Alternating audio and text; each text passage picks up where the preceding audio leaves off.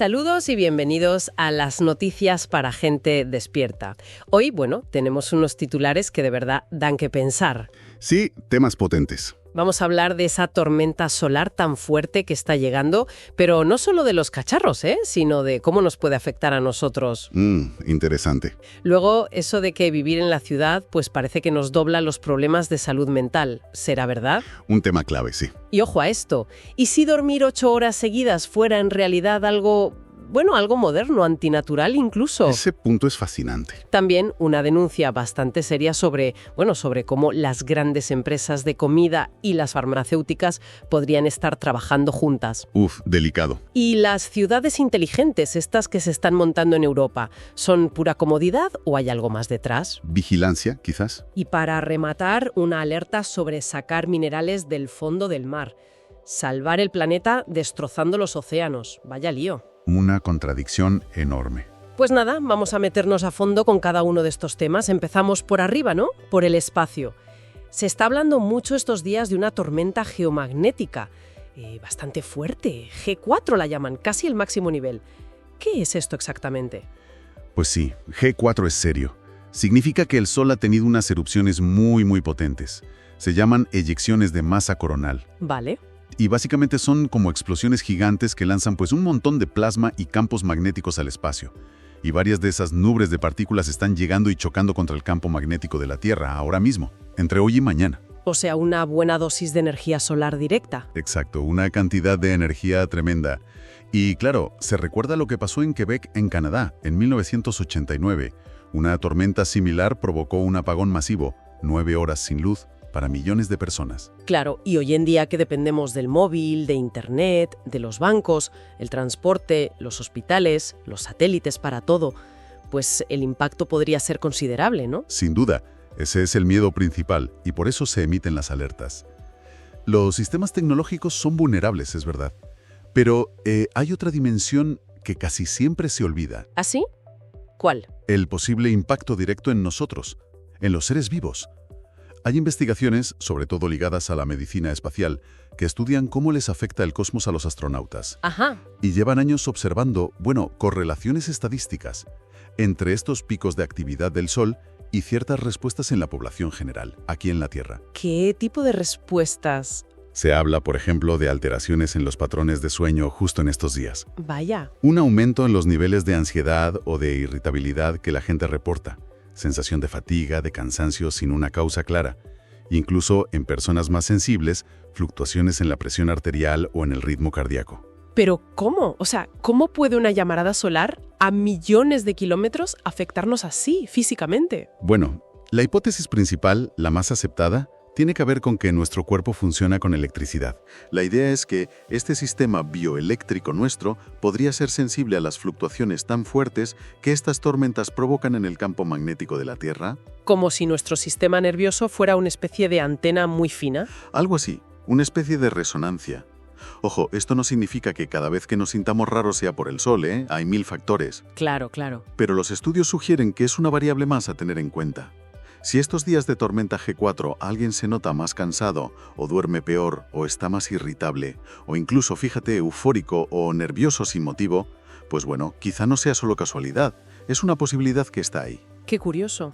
¿Y se recomienda algo en particular? ¿Qué podemos hacer? Pues más que buscar una solución mágica contra la tormenta, las recomendaciones van por reforzar nuestro equilibrio general. Algo que siempre viene bien, ¿no? Lógico. Cosas básicas. Intentar dormir un poco más si se puede. Beber bastante agua, mantenerse bien hidratado, reducir un poco la saturación digital, o sea, menos pantallas, que también emiten sus cosillas. Y, si es posible, buscar contacto con la naturaleza. Salir a un parque, tocar la tierra, el césped, lo que llaman grounding o toma de tierra.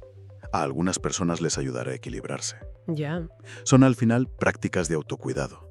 Nos hacen más resilientes, venga la influencia del sol o la del estrés del trabajo. Es una perspectiva interesante, la verdad. Más allá del susto tecnológico, quizá estas tormentas son como un recordatorio del cosmos, ¿no? De que estamos conectados a todo, a la energía del planeta, del universo, de formas que igual ni imaginamos todavía. Exacto. Nos recuerda que somos parte de un sistema electromagnético mucho mayor. Bueno, Y de esas influencias del espacio bajamos a la Tierra, a nuestro día a día en la ciudad. Hay un informe reciente del Foro NESI que ha soltado una bomba, la verdad. Dice que vivir en grandes ciudades duplica el riesgo de tener problemas de salud mental, ansiedad, depresión, el doble que en zonas rurales. ¿Es para tanto? Pues los datos de ese estudio apuntan fuerte en esa dirección, sí. Analizan varios factores y la combinación parece ser la clave. ¿Qué factores? Por un lado, la presión laboral constante, el ritmo frenético, por otro, una sensación de soledad. Fíjate qué paradoja, rodeado de millones de personas. La famosa soledad urbana. Sí, eso se oye mucho. Y luego, la sobreexposición continua. Ruido, información por todas partes, la tecnología que no nos deja desconectar. Todo eso crea un caldo de cultivo para el estrés crónico. ¿Y en el campo qué pasa? ¿Es solo que hay más paz? No es solo la paz, aunque ayuda, claro. El estudio dice que en los pueblos o zonas rurales, las redes de apoyo social suelen ser más fuertes, más reales, más tangibles. Hay más sentido de comunidad. Y algo fundamental, el contacto diario o casi diario con la naturaleza y ritmos de vida más lentos. Todo eso parece que actúa como un amortiguador, un protector natural contra el estrés. O sea que, al final, el bienestar psicológico depende más de cómo vivimos y con quién nos relacionamos que de cuánto dinero ganamos o de las oportunidades que haya. Eso parece sugerir. La ciudad te da muchas cosas, oportunidades, cultura, servicios, pero parece que pagamos un peaje invisible en salud mental. El informe decía algo tremendo. El 70% de la gente que vive en ciudades reconoce sentirse agotada emocionalmente. 70%. Es una barbaridad. Lo es, y conecta directamente con lo que dice la OMS, la Organización Mundial de la Salud. Llevan tiempo avisando de que la salud mental es la próxima pandemia silenciosa y que se ha agravado mucho en los últimos años. Te hace pensar si este modelo de ciudad moderna, tan enfocado en producir, en consumir, en ir rápido, pues si no se ha olvidado de cosas básicas, la calma, la conexión real, el silencio. Exacto. ¿Es un problema de la densidad, del ritmo inevitable de la ciudad? ¿O es que las hemos diseñado mal? Quizá una mezcla de ambas. Claro. Faltan espacios verdes de verdad. Se prioriza el coche, la arquitectura a veces aísla más que une. Se podrían diseñar ciudades más humanas, seguro. Pero la reflexión de fondo es potente. ¿Cuál es el verdadero lujo hoy? ¿Un piso más grande o tener momentos de paz? Buena pregunta. Quizá por eso, la idea de volver al pueblo o irse a sitios más pequeños ya no es solo nostalgia, es una búsqueda activa de bienestar, de algo más esencial. Y hablando de ritmos y de cómo la vida moderna nos ha cambiado, hay otro tema alucinante que tiene que ver con el sueño. Resulta que esa idea que tenemos todos grabada a fuego, la de dormir 8 horas seguidas del tirón, pues que podría ser una invención bastante reciente. ¿Cómo es posible? Sí. Es un campo de investigación histórico súper interesante. Hay historiadores, como un tal Roger E. Kirch, que se han puesto a mirar documentos antiguos, de la Europa antes de la Revolución Industrial, ¿sabes? Diarios, cartas, libros, hasta registros de juicios. ¿Y qué han encontrado? Pues muchísimas referencias a un patrón de sueño que era lo normal durante siglos, quizá milenios. Lo llaman sueño bifásico, o sea, dormir en 2 fases. ¿En 2 fases? ¿Cómo iba eso? Pues la gente se iba a la cama cuando se hacía de noche, más o menos pronto. Dormía en un primer bloque unas 3 o 4 horas. Lo llamaban el primer sueño. Vale. Y luego se despertaban, de forma natural, en mitad de la noche. Y estaban despiertos un rato, 1 hora, hora y media, a veces 2. Despiertos. Pero si nos pasa eso hoy, nos da un ataque de ansiedad pensando que tenemos insomnio. Exacto. Esa es la clave. Pero en aquella época, ese rato despiertos en mitad de la noche no era un problema. Era un tiempo normal y hasta valioso. ¿Valioso? ¿Para qué? Era un tiempo de calma total. Oscuridad, silencio. La gente lo usaba para pensar, para rezar, meditar, hablar tranquilamente con la pareja, planificar cosas. Incluso hay relatos de gente que visitaba a los vecinos o hacía pequeñas tareas en casa. ¡Qué fuerte! O leían a la luz de una vela o del fuego, o simplemente se quedaban en la cama disfrutando de ese estado tranquilo, entre sueños. Me parece increíble. ¿Y qué pasó? ¿Por qué dejamos de dormir así y ahora buscamos el sueño del tirón? Pues el gran culpable, digamos, fue la luz artificial. Primero la de gas en el siglo XIX y luego la eléctrica. La luz artificial nos permitió estirar el día, ¿no? Hacer vida social, trabajar hasta más tarde. Claro. Y la noche dejó de ser ese espacio oscuro y de descanso obligado. Se convirtió en una extensión del día. Y luego la revolución industrial, con los horarios fijos de las fábricas, pues empujó también a un sueño más compacto, más eficiente. Dormir a trozos empezó a verse como algo poco productivo. Estamos quizás yendo contra nuestra biología. Esa es la hipótesis que plantean estos investigadores, sí. Sugieren que al comprimir el sueño y eliminar esa pausa tranquila de vigilia nocturna, podríamos haber alterado nuestros ritmos hormonales, los ciclos de melatonina, de cortisol. Y especulan que eso podría estar contribuyendo a que tengamos más estrés, más ansiedad relacionada con el sueño. Y lo más llamativo de todo. ¿Qué? Esa experiencia tan común hoy en día. Te despiertas a las 2, las 3, las 4 de la mañana y no hay manera de volverse a dormir enseguida, lo que llamamos insomnio de mantenimiento. Sí, horrible. Pues quizás no sea una enfermedad moderna, quizás sea un eco, ¿sabes? Un recuerdo biológico de nuestro antiguo patrón de dormir en 2 fases, que intenta salir. O sea que igual no estamos rotos cuando nos despertamos a medianoche, sino que nuestro cuerpo se acuerda de cómo se dormía antes. Le da la vuelta a todo. Totalmente. Te invita a cuestionar esa obsesión moderna por el sueño perfecto ininterrumpido. Quizás la noche antes no era solo para recargar pilas, para producir al día siguiente. Tenía otra cualidad, más introspectiva, más conectada con los ritmos naturales. Sí. Bueno, y siguiendo con cosas que nos afectan directamente, hay una denuncia bastante grave que apunta a una posible, alianza un poco oscura entre las grandes empresas de alimentación y las farmacéuticas. El objetivo, según esta denuncia, sería mantener un modelo que nos enferma y luego nos cronifica. ¿Qué hay de esto? Sí, es una acusación seria. Se cita a menudo el caso de Kaylee Means, un ex consultor que trabajó para Coca-Cola.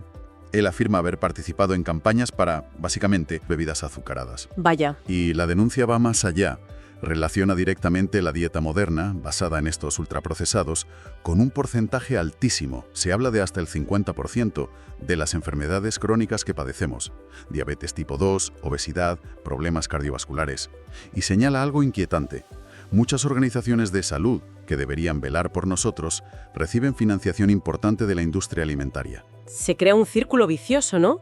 Por un lado, comida que nos daña, que nos enferma poco a poco, y por otro, medicinas que alivian los síntomas de esas enfermedades, pero no las curan de raíz. Un ciclo perfecto para el negocio. Comida que te enferma, fármacos que te mantienen funcional pero enfermo crónico. Se crea una dependencia mutua entre las dos industrias. Y mientras tanto, fíjate, se promueven alternativas como la carne sintética o las proteínas de insectos. Sí, se oye mucho últimamente. Que a menudo están controladas o financiadas por las mismas multinacionales que nos venden los ultraprocesados. Es como si quisieran controlar toda la cadena. Entonces el consumidor acaba atrapado, enganchado a la dopamina rápida del azúcar y los ultraprocesados, estresado, y luego dependiente de fármacos para manejar los síntomas. Eso es. Cada síntoma se convierte en una oportunidad de negocio. Y la salud pública, se convierte en una línea más del balance de resultados. La reflexión asociada a esta denuncia es dura, ¿eh? ¿Qué dice? Que el sistema no busca necesariamente matarte rápido, sino mantenerte dependiente el mayor tiempo posible. Enfermo crónico, pero consumidor. Es fuerte pensarlo así. ¿Y frente a eso qué? Pues la reflexión propone que actos tan sencillos como comer conscientemente, elegir alimentos frescos, cocinar en casa, incluso cultivar algo si puedes, se convierten casi en actos de rebelión biológica. Tomar el control de lo que comemos. Exacto. La idea final es potente. Si la comida nos enferma y la medicina no nos cura de verdad, la auténtica revolución empieza en nuestro plato, en nuestras elecciones diarias de alimentación. Tremendo. Y esto nos lleva a otro tema de control quizá más sutil o no tanto. Las famosas ciudades inteligentes o smart cities. En Europa se está impulsando mucho este modelo, también llamado a veces ciudades de 15 minutos. Se vende como algo bueno para la sostenibilidad, para el medio ambiente. Pero hay voces expertas que alertan.